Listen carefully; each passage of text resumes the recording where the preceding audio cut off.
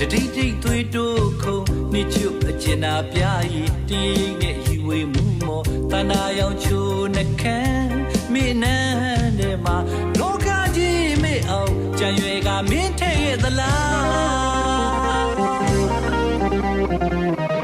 ပန်းမေစီလီပွင့်ဖတ်တို့စုအိုးနှလုံးအိမ်မှာချက်တဲ့ကို့အတွက်ချိုဆုံးရဲ့လို့ပြောလေးတဲ့ပြောဝင်သွားပြုံးလေးတဲ့ညီကြသွားရင်ပူကြချိုနှခမ်း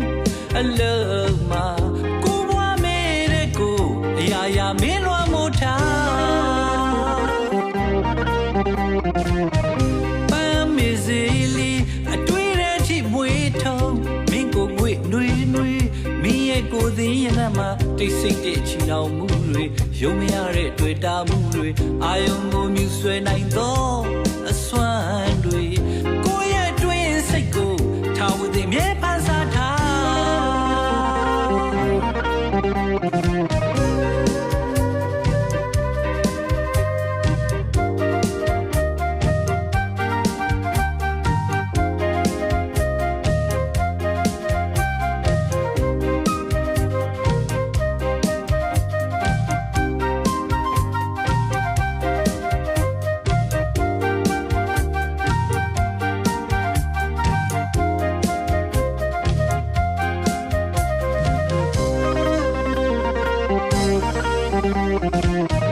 ပန်းမေစီလီ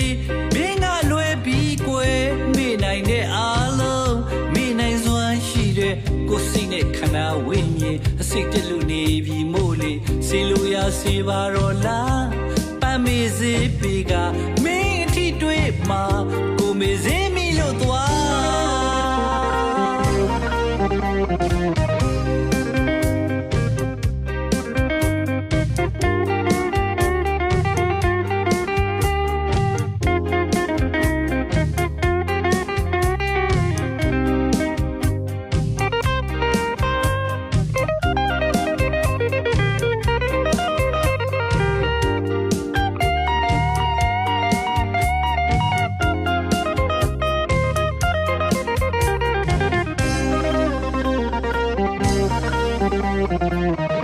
ပန်းမေစီလီပွင့်ဖတ်တို့စုအိုးနှလုံးအိမ်မှာချက်တဲ့ကို့အတွက်ချိုဆုံးရဲ့လို့ပြောလေးတဲ့ပြောဝင်သွားပြုံးလေးတဲ့ညီကြသွားရင်ပူကြချိုနှခမ်း